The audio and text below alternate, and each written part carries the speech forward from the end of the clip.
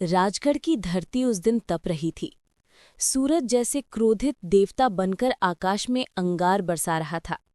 रेत के टीले लहरों की तरह उठते गिरते थे और हवा में धूल और पसीने की मिली-जुली गंध घुली हुई थी। लेकिन महल के भीतर संगमरमर के ठंडे फर्श, सुगंधित धूप बत्तियां और चमकते झूमर एक अलग ही दुनिया रच रहे थे। राजगढ़ का किला दूर से किसी सोए हुए दैत्य जैसा लगता था। ऊंचे बुर्ज, झिलमिल झरोखे और दीवारों पर बसी सदियों की कहानियां। किले के द्वार पर उस दोपहर हलचल थी। अंग्रेज अफसरों का एक छोटा काफिला आ रहा था। 4 घोड़े, 2 गाड़ियां और बीच में एक सफेद रथ जिस पर ब्रिटिश ध्वज लहरा रहा था। रथ से उतरते ही लोगों की नजरें ठहर गईं। वो थी lady Elizabeth Hastings, governor general की पुत्री। सुनहरे बाल, नीले रेशमी वस्त्र और चेहरे पर एक ऐसी जिज्ञासा जो इस भूमि की गर्मी से भी प्रखर थी। उसकी आंखों में भारत को देखने का उत्साह था, पर शायद उसे नहीं पता था कि वो इस भूमि की आत्मा के कितने गहरे अंधकार से मिलने जा रही है। महल के मुख्य द्वार पर राजा वीरेंद्र सिंह स्वयं उपस्थित थे। उनकी ऊंची कदकाठी, गेहुआ रंग और गहरी काली आंखें उस समय के हर राजपूत योद्धा की तरह शौर्य और अनुशासन की मिसाल थीं। उनके वस्त्र भव्य थे, केसरिया पाग, रेशमी अंगरखा और कमर में चांदी की मियान में जड़ा हुआ तलवार। परंतु उनके चेहरे पर एक ऐसी गंभीरता थी जो युवावस्था में विरल होती है। स्वागत है, लेडी हेस्टिंग्स, उन्होंने धीमे स्वर में कहा। राजगढ़ सदैव अपने अतिथियों का आदर करता है। एलिजाबेथ मुस्कुराई। उसकी मुस्कान में विनम्रता भी थी और आत्मविश्वास भी।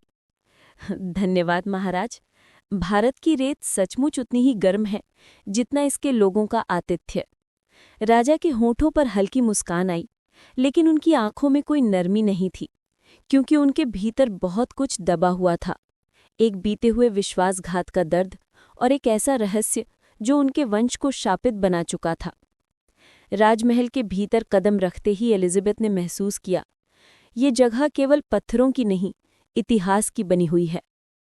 हर दीवार पर किसी न किसी की आंखें जैसे उसे देख रही थी। चित्रों में युद्ध के दृश्य, हॉल में रखे पुराने कवच और छत से लटके झूमरों की छाया, सब कुछ किसी कथा का संकेत दे रहे थे। यह महल बहुत सुंदर है, परंतु कुछ अजीब सी शांति है यहाँ, राजा ने कहा। शांति नहीं, इतिहास है। यहाँ हर पत्थर में किसी की आवाज कैद है। उसके शब्दों में एक रहस्य छुपा था और एलिजाबेथ को वो सुनाई दिया। महल के भीतर रणनीति दरबार में जब औपचारिक मुलाकात शुरू हुई तो अंग्रेज अफसरों ने भूमि के कर, व्यापार और रेल मार्ग पर बातें की। लेकिन एलिजाबेथ का ध्यान बार बार उस बड़ी खिड़की की ओर जा रहा था जहां से बाहर लेबिस्तान का नज़ारा दिखाई देता था। दूर तक फैला हुआ सुनहरा मरुस्थल और उसके बीच एक सूखा झील जो शाम ढलते ही लाल रंग में बदल जाती थी। वो झील लाल क्यों दिखती है? उसने पूछा। राजा ने कुछ पल देखा, फिर उत्तर दिया, वो झील रक्त कमल झील है। जब सूर्य अस्त होता है तो उसकी लाली उसमें उतर जाती है। लोग कहते हैं ये झील पवित्र है या शायद शापित। एलिजाबेथ के चेहरे पर जिज्ञासा उभरी। शापित? कैसे? राजा ने मुस्कुराकर बात टाल दी। कुछ कथाएं हैं जिन्हें कहने से पहले रात का इंतजार करना चाहिए। रात आई, महल के आंगन में दिए जलाए गए और संगीत सभा का आयोजन हुआ। तबले की थाप और सरोद की धुन के बीच एलिजाबेथ ने पहली बार भारतीय संगीत की गहराई महसूस की। राजा वीरेंद्र सिंह को गाते नहीं देखा गया, परंतु उनकी आंखें बार बार एलिजाबेथ पर ठहर रही थी, जैसे कोई भूला हुआ गीत फिर से याद आने लगा हो। राजा के मंत्री राम सिंह ठाकुर धीरे से झुके और बोले, महाराज, ध्यान रखें, अंग्रेजों पर ज्यादा विश्वास नहीं करना चाहिए। राजा ने उत्तर दिया, मुझे विश्वास उनकी आंखों पर नहीं, उनके हृदय की बेचैनी पर है ठाकुर। संगीत सभा के बाद जब सब लोग चले गए तो एलिजाबेथ छत पर चली आई। आसमान में पूरा चांद था और उसकी रोशनी में रेगिस्तान किसी चांदी की नदी जैसा दिखता था।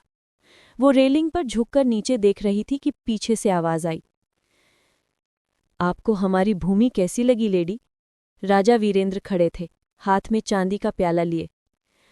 ये भूमि सुंदर है, परंतु ऐसा लगता है कि इसके भीतर कुछ अधूरा है, कुछ जो सोया नहीं, बस छिपा है। राजा ने धीरे से कहा, आप सही कहती हैं, राजगढ़ कभी शांत नहीं रहा। यहाँ की हवा में ही एक स्मृति है जो समय से पुरानी है। एलिजाबेथ ने मुस्कुराते हुए पूछा, और वो स्मृति क्या है महाराज? राजा ने क्षितिज की ओर देखा। एक वचन, एक प्रेम और एक शाप जो आज भी हमें बांधे हुए है। नीचे के आंगन में अचानक हवा तेज हुई, दिए टिमटिमाने लगे। महल की पुरानी दीवारों से किसी स्त्री की मंद फुसफुसाहट गूंज उठी। वीर। एलिजाबेथ ने चौंककर चारों ओर देखा। क्या आपने सुना? उसने पूछा। राजा ने गंभीर होकर सिर झुका लिया। ये महल अपने स्वरों में बोलता है लेडी, बस हर कोई उन्हें सुन नहीं पाता। उस रात एलिजाबेथ को नींद नहीं आई। उसके कमरे की खिड़की के बाहर कोई आहट थी। धीरे से उसने पर्दा हटाया। रेत पर एक लाल कमल पड़ा था। उसके चारों ओर जैसे हल्की धुंध तैर रही थी और कमल की पंखुड़ियां अपने आप हिल रही थी। वो झुककर उसे उठाने लगी, पर तभी उसकी उंगलियों को ठंडक सी लगी, जैसे बर्फ झूली हो। कमल की डंठल से एक बूंद गिरी, लाल, गाढ़ी, खून जैसी। एलिजाबेथ का दिल जोर से धड़क उठा। उसने कमल को नीचे रख दिया और पीछे हट गई। खिड़की के बाहर हवा में वही फुसफुसाहट फिर आई। रक्त कमल जाग उठा है। सुबह होते ही उसने ये बात राजा से कही। वीरेंद्र ने ध्यान से उसकी बातें सुनी, फिर बोले, वो फूल यूं ही नहीं दिखता, वो केवल तब खिलता है जब कोई निषिद्ध भावना जन्म लेती है। क्या मतलब? हमारे वंश पर एक पुराना शाप है एलिजाबेथ। रक्त कमल उस शाप का दूत है। जब ये खिलता है तो किसी की मृत्यु निश्चित होती है। एलिजाबेथ ने हंसने की कोशिश की, पर उसके भीतर एक अनकही सिहरन उठी। ये तो बस लोक कथा होगी महाराज। फूल कैसे मृत्यु ला सकता है? राजा ने उसकी आंखों में देखते हुए कहा, हर श्राप बस कहानी नहीं होता लेडी, कुछ कहानियां रक्त से लिखी जाती हैं। दिन बीतते गए। राजा और एलिजाबेथ के बीच औपचारिक दूरी धीरे धीरे पिघलने लगी। वो उसके साथ राजगढ़ के मंदिरों, झीलों और किलों की यात्रा करने लगी। हर जगह उसे कुछ अनोखा दिखता, जैसे कहीं कोई छिपी हुई दृष्टि उन्हें देख रही हो। एक बार जब वे रक्त कमल झील के पास पहुंचे तो वहां की हवा ठंडी और भारी थी। झील के किनारे लाल कमल तैर रहे थे, पर वे फूल किसी स्वाभाविक वनस्पति जैसे नहीं लगते थे। उनकी पंखुड़ियां मानो चमक रही थीं और झील का पानी लालिमा लिए था। ये जगह सुंदर है, एलिजाबेथ ने कहा, पर यहाँ की हवा अजीब है, जैसे किसी ने रोका हुआ हो। राजा ने कहा, यहाँ कभी मेरी माँ आई थी और यहीं उन्होंने अंतिम सांस ली। तब से ये झील पवित्र भी है और भयावह भी। एलिजाबेथ ने धीरे से कहा, आपकी माँ, क्या वो भी इस शाप से जुड़ी हैं? राजा ने मौन रखा, केवल इतना कहा, कभी कभी प्रेम भी पाप बन जाता है लेडी, और जब राजवंश प्रेम को नकारता है तब रक्त कमल खिलता है। उस रात एलिजाबेथ अपने कमरे में बैठी थी और उसकी डायरी खुली थी। उसने लिखा, राजगढ़ की इस भूमि में कुछ ऐसा है जो मुझे अपनी ओर खींचता है। राजा वीरेंद्र का चेहरा, उनकी आंखें, वे जैसे किसी अधूरे वचन के बोझ से दबे हैं। आज झील के किनारे जब उन्होंने मेरी ओर देखा, मुझे लगा जैसे समय थम गया। लेकिन उस क्षण हवा में फिर वही लाल गंध थी, रक्त कमल की। रात का तीसरा पहर था। बाहर बिजली चमकी और महल की सबसे ऊंची मीनार से एक चीख गूंजी, किसी स्त्री की, बहुत पुरानी, बहुत पीड़ित। एलिजाबेथ खिड़की की ओर दौड़ी। उसने देखा आकाश में लाल रंग की झिलमिलाहट थी और रक्त कमल झील से हल्की धुंध उठ रही थी। धुंध में जैसे किसी स्त्री की आकृति बन रही थी, लंबे बाल, लाल घूंघट और आंखों में दुख।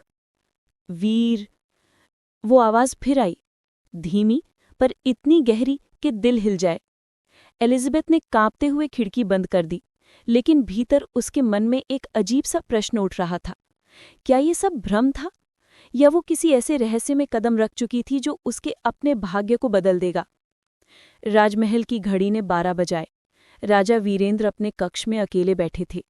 दीवार पर माँ का चित्र देख रहे थे। चित्र में वही लाल कमल उसके हाथ में था। राजा की आंखें नम हो गईं। उन्होंने धीरे से कहा, माँ, क्या इतिहास खुद को दोहराने जा रहा है? और खिड़की से वही हवा चली जो रक्त कमल की गंध लेकर आई। बरसात की पहली आहट राजगढ़ की सूखी धरती पर उतर आई थी। आसमान पर काले बादल घिरे थे और रेत के ऊपर हल्की हल्की बूंदें गिर रही थीं, जैसे प्रकृति किसी पुराने दुख को भुलाने की कोशिश कर रही हो। महल की मीनारों पर कबूतर छिप गए थे और खिड़कियों से गिरती ठंडी हवा महल के गलियारों में एक अजीब सी सरसराहट ले आई थी।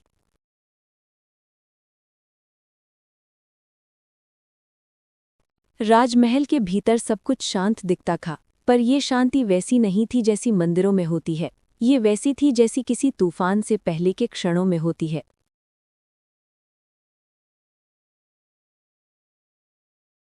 लेडी एलिजाबेथ को राजगढ़ाए 3 सप्ताह हो चुके थे। दिन में वो महल की पुस्तकालय में राजवंश के इतिहास के ग्रंथ पढ़ती और रात को महल की ऊंची छत पर बैठकर दूर तक फैलते मरुस्थल को निहारा करती।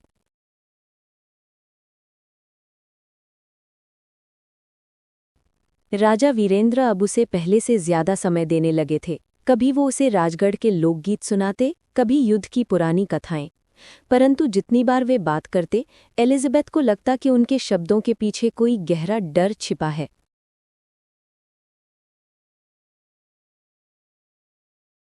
एक रात वो अपने कमरे में अकेली थी। कमरा विशाल था, ऊंची छत, झूमर, रेशमी पर्दे और एक पुराना दर्पण। बारिश की बूंदें खिड़की पर गिर रही थीं और कहीं दूर बिजली चमकने पर महल की दीवारें पल भर के लिए उजाले में नहा उठती।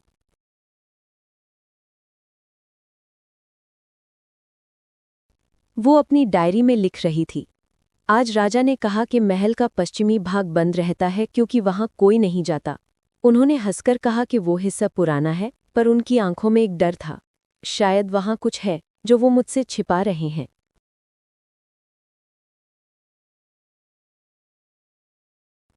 इतना लिखने के बाद उसने कलम रखी और दर्पण में खुद को देखा।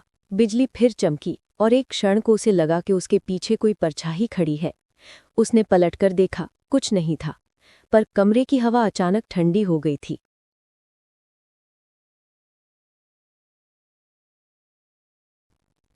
दूर से एक धीमी फुसफुसाहट सुनाई दी। वो वापस आ गई है।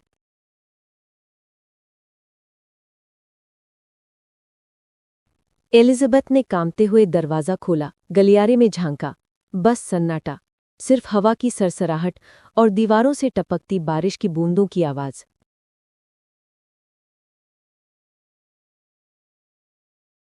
वो दरवाजा बंद कर वापस लौटी, पर जब उसने दर्पण की ओर देखा,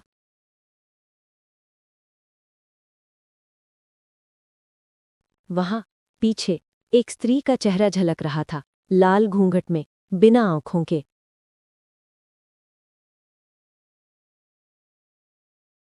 एलिजाबेथ चीख उठी, लेकिन आवाज उसके गले से बाहर ही नहीं निकली।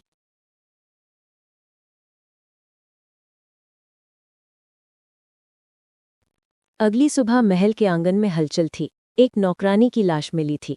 उसकी आंखें पूरी तरह सफेद थीं और उसके हाथों में एक लाल कमल जकड़ा हुआ था।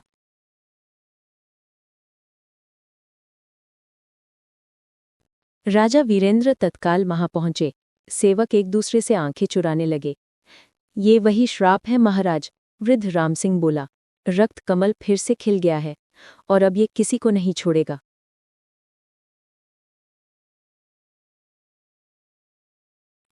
राजा ने गुस्से में कहा, बस करो ये अंधविश्वास, कोई फूल मौत नहीं लाता। पर उनके शब्दों में खुद ही डर की हल्की थरथराहट थी।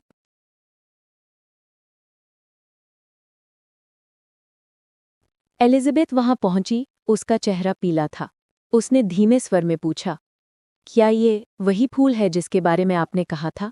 राजा ने कोई जवाब नहीं दिया। वो बस झुककर कमल को देखा। उसकी पंखुड़ियों से फिर वही लाल द्रव टपक रहा था।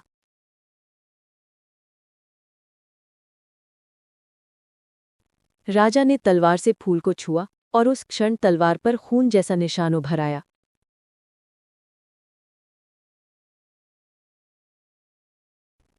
राम सिंह पीछे हट गया। बुदबुदाया। ये रक्त कमल है महाराज, ये केवल उन लोगों के पास खिलता है जिनके भाग्य में रक्त लिखा है।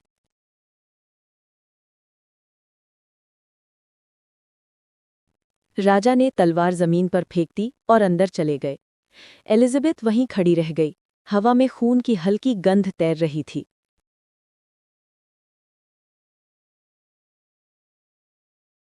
कुछ दिनों बाद एलिजाबेथ ने ठान लिया कि वो उस पश्चिमी हिस्से को देखेगी जहां जाने की मनाही थी।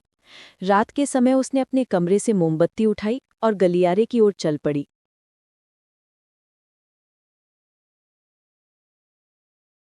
महल के उस हिस्से में धूल जमी हुई थी। दीवारों पर मकड़ी के जाले और टूटी हुई खिड़कियां थीं। हर कदम के साथ फर्श से अजीब सी चरमराहट उठती, जैसे कोई पुराना दर्द फिर जाग रहा हो।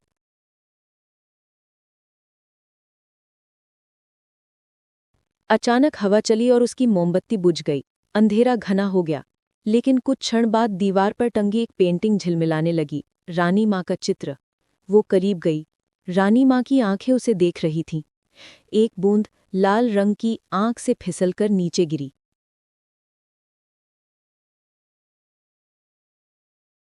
और तभी पीछे से एक आवाज आई, तुम्हें यहां नहीं आना चाहिए था विदेशी रानी।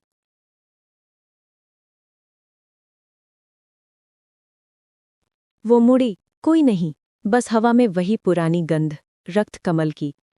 वो भागकर अपने कमरे में लौटी और दरवाज़ा बंद कर लिया। उसका दिल जोर जोर से धड़क रहा था। पर खिड़की के पास टेबल पर एक चीज रखी थी, एक ताज़ा लाल कमल।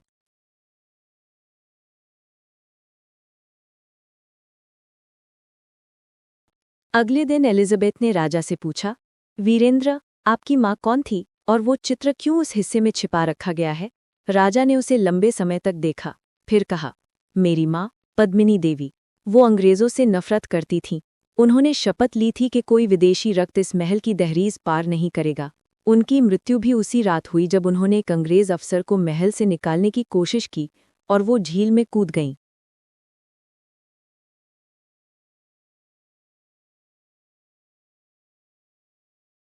एलिजाबेथ ने धीरे से कहा, और वही रक्तकमल झील?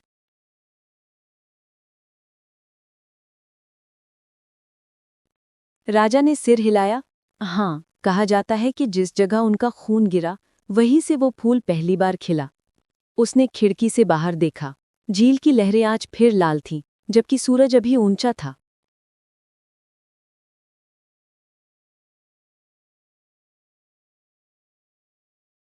ये कैसे संभव है? एलिजाबेथ फुसफुसाई। राजा ने कहा, क्योंकि कुछ श्राप सूर्य के नहीं, प्रेम के समय चलते हैं।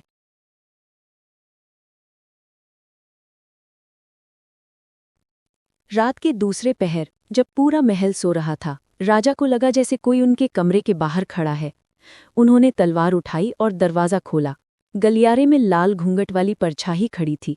माँ, उन्होंने कांपते हुए कहा, पर वो आकृति धीरे धीरे पीछे हटती चली गई, पश्चिमी हिस्से की ओर।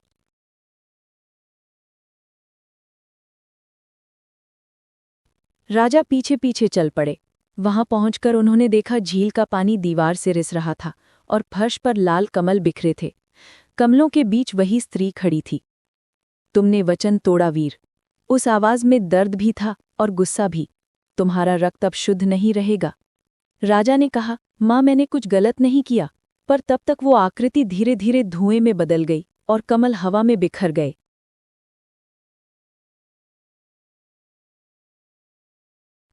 सुबह राजा बहुत बदले हुए दिख रहे थे। एलिजाबेथ उनके पास आई, लेकिन उन्होंने कुछ नहीं कहा, सिर्फ खिड़की से झील की ओर देखा, जहां आज असंख्य लाल कमल खिले थे। झील हमें बुला रही है, उन्होंने धीमे स्वर में कहा। एलिजाबेथ ने उनका हाथ थाम लिया। मैं नहीं डरती वीर, अगर ये भूमि शापित है तो मैं इसका हिस्सा बनना चाहती हूँ। राजा ने उसकी आंखों में देखा। तुम नहीं जानती एलिजाबेथ, ये खेल प्रेम का नहीं, मृत्यु का है। एलिजाबेथ मुस्कुराई। तो मृत्यु को भी प्रेम करने दो। और उसी क्षण आकाश में बिजली चमकी, महल की खिड़कियां अपने आप बंद हो गईं और झील से धुंध उठने लगी। धुंध में एक स्त्री का चेहरा बना, वही लाल घूंघट, वही खाली आंखें। उसने फुसफुसाया, रक्त कमल अब पूर्ण खिलेगा।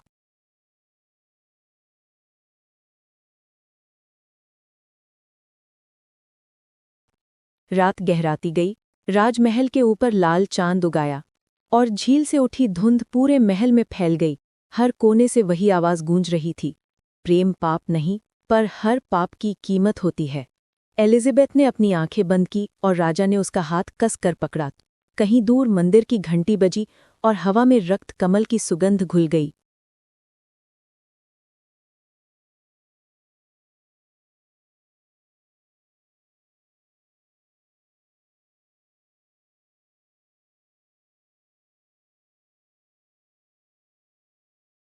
राजगढ़ के महल में अब हवा बदल चुकी थी। बरसात थम चुकी थी। आसमान साफ था, पर दीवारों में गीली सी ठंडक बची हुई थी।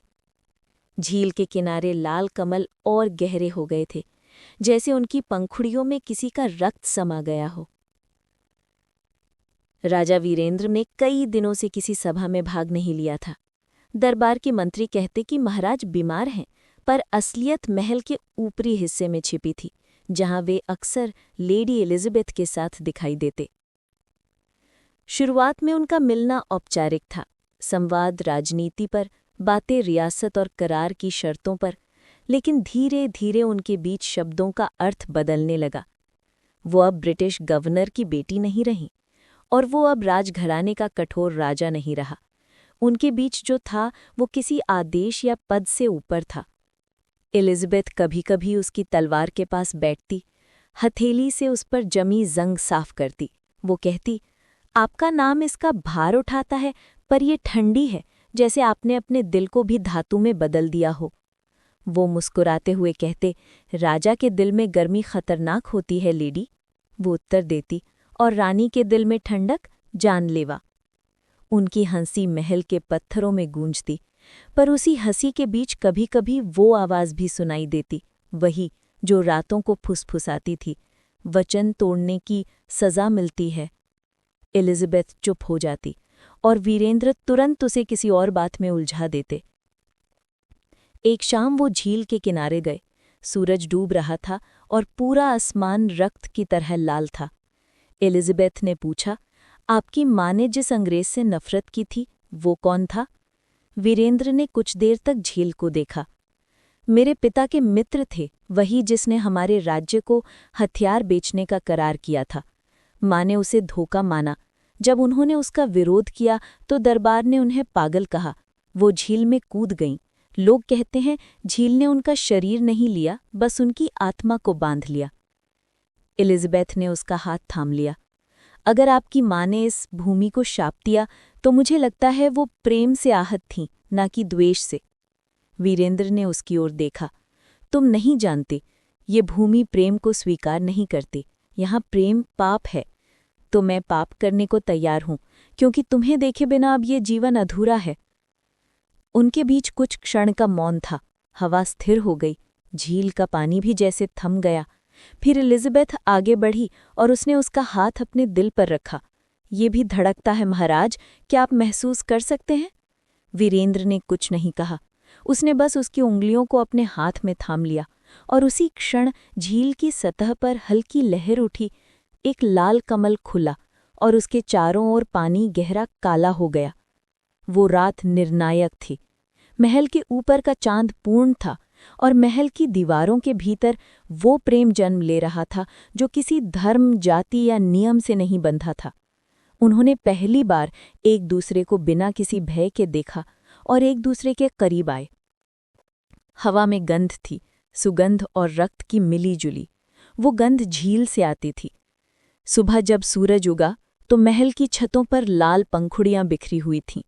सेवक उन्हें झाड़ने लगे, पर जैसे जैसे वो पंखुड़ियां हटाते, नीचे पत्थर पर गहरे लाल धब्बे रह जाते, जैसे खून रिसा हो। रामसिंह ने भयभीत होकर कहा, फूलों की बरसात नहीं हुई, ये संकेत है रक्त कमल प्रेम से नहीं बलिदान से खिलता है। पर राजा ने किसी की बात नहीं सुनी। वो उस सुबह एलिज़ाबेथ को घोड़े पर बिठाकर राजगढ़ के किले से बाहर ले गए, पहाड़ियों की तरफ, जहां हवा में आज़ादी का एहसास था। दोनों ने एक चट्टान पर बैठकर रेगिस्तान को देखा। एलिज़ाबेथ बोली, ये भूमि सूखी है, पर इसकी आत्मा भरी हुई है। शायद इसी में तुम्हारी माँ की आत्मा भी बसी है। वीरेंद्र ने गहरी सांस ली। पर शायद वो नहीं चाहती कि ये आत्मा फिर प्रेम देखे। हर बार जब ये भाव जागता है कुछ न कुछ मिट जाता है। एलिज़ाबेथ ने उसकी ओर देखा। तो हम मिट जाएंगे, पर प्रेम को नहीं मरने देंगे। उन शब्दों में जो दृढ़ता थी वो वीरेंद्र के भीतर तक उतर गई। उन्होंने झुककर उसके माथे को छुआ। उसी क्षण आसमान पर बादल गरजे और रेगिस्तान की हवा में ठंडक भर गई। दूर कहीं मंदिर की घंटी बजी, शायद चेतावनी के रूप में या शायद आशीर्वाद के रूप में। रात में जब वो लौटे तो महल का माहौल बदला हुआ था। दीवारों पर दीपक अपने आप बुझने लगे।